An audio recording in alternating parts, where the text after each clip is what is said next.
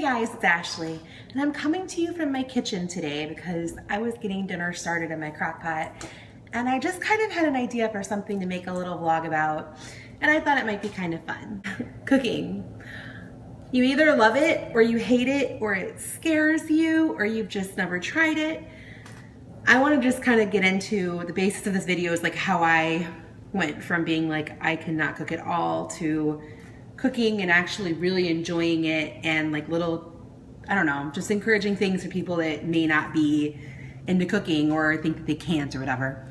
First, let me start this off with my family is all from the South, and the women were always like big cookers, and everything was like totally homemade and delicious and horrible for you. And they all started cooking from like when they were kids in the kitchen. And my family tried to get me to when I was little. They'd invite me in the kitchen and, you know, they'd have me break green beans, or they'd give me like little tasks to do. And they were always like, oh, well, you know, when you get older, you can do this with us and do that with us. And I was just always so not into it. I just wanted to eat it.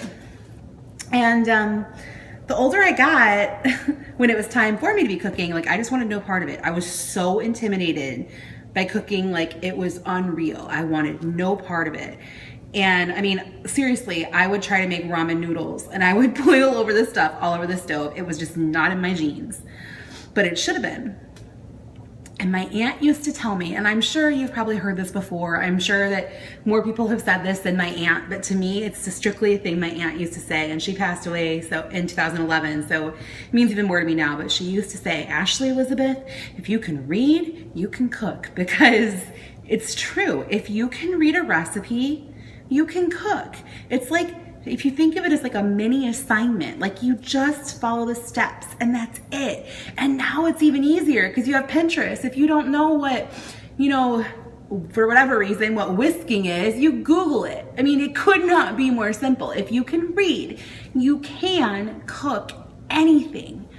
But yeah, I was just went in one ear and out the other. I'm like, yeah, okay, whatever. I can't cook. I can barely peel an orange. You know, it was just not something that I was good at.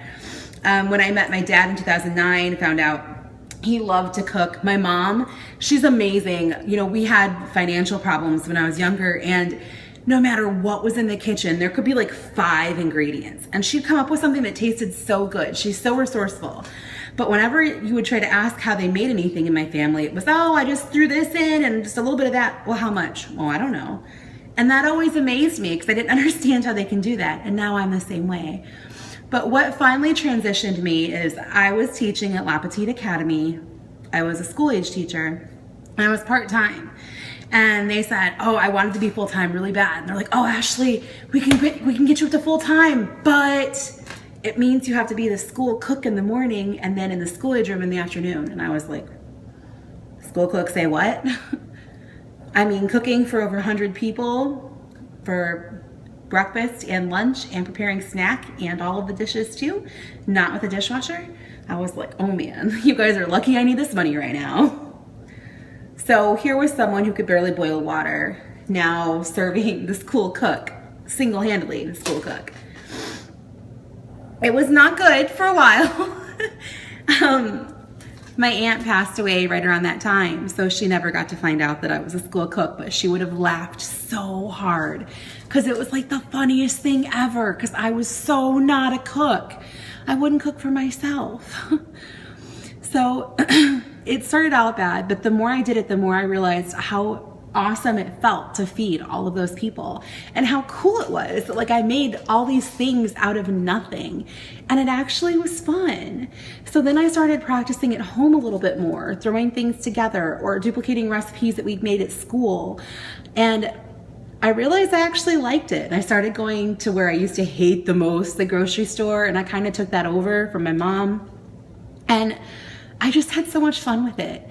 And I know a lot of people about 23 are basically eating like SpaghettiOs, mac and cheese, ramen. You know, they're finishing up with college and it's just been college dorm food or fast food. But I got married at 23 and my husband was 22. And here I was, could barely cook anything, was just now starting to be the cook at La Petite. And then there was my husband who it was, you know, couldn't like even handle microwave things half the time. He was too lazy, so he'd go get fast food. So I was like, okay, I'm a wife now. Like, I really need to take this seriously. And now, you guys, I cook every day, except once a week we'll get something from out, and I really enjoy it.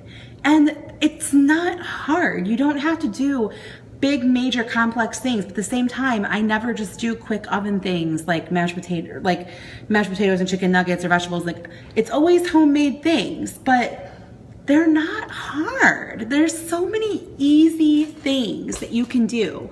Now, the challenge for me was finding easy, healthy things because my family cooked a very different way. They cooked very Southern and, but Pinterest, like I said, makes it so easy.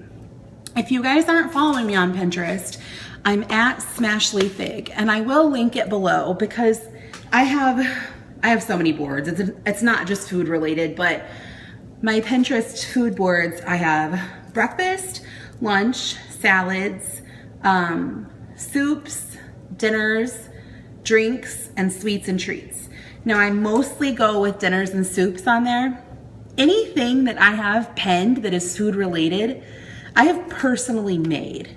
I'm not saying they're personally my uploaded pins. Some of them are, but not all of them. But I'm saying, like, if I keep a pin in my food boards, that's my recipe box. So I won't pin something that I haven't made that I don't enjoy. And when I go to do my meal planning for the week, I go to my Pinterest boards and I look and see what sounds good. A lot of them I always follow a recipe to a T the first time. And the second time I do my Ashley-isms. Like, I usually end up adding black beans and corn to anything that's Mexican if they don't already have it. I am crazy with my spices. My mom calls me the spice guru because, not spicy, but like just seasonings. I use a lot of seasonings.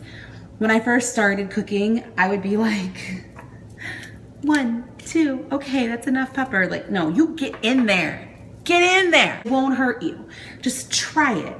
Don't be afraid to play and experiment. The worst that can happen is something comes out and it doesn't taste that great, and you learn and you know for next time. But you may be surprised to find out that you actually like it, because seriously, I could not do anything.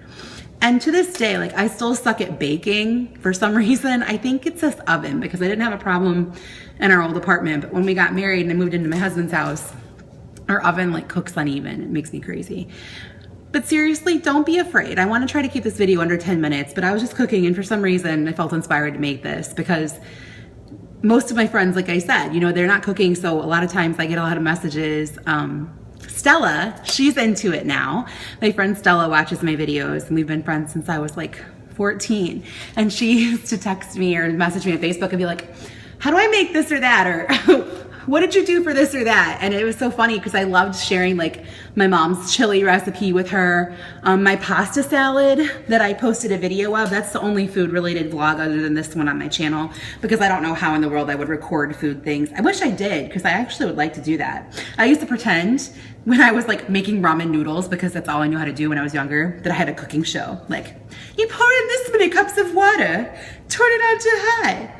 See it boiling, pour the noodles in, stir, wait 3 minutes, ding, put in your little sauce packet. Yeah, I was hardcore. Now I could actually make useful food videos for real that people would actually see, but I can't figure out how to do it because I don't have a tripod. Right now my phone is propped up on my windowsill. So anyways, check out my Pinterest boards and yeah, don't be afraid to play in the kitchen. Just go and try things. And if you are someone that doesn't have, a lot of money, totally understand. That was my whole life growing up. You can become very resourceful. Once you are more familiar, you can kind of put things together and know what's gonna sound.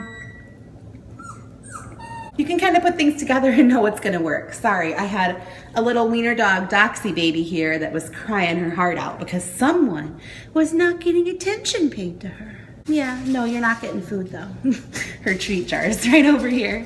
I hope you guys are inspired to try to do something different in the kitchen. If you were like me and you thought you couldn't boil water, screw that. Just remember what Ashley's aunt used to say. If you can read, you can cook. Bye guys.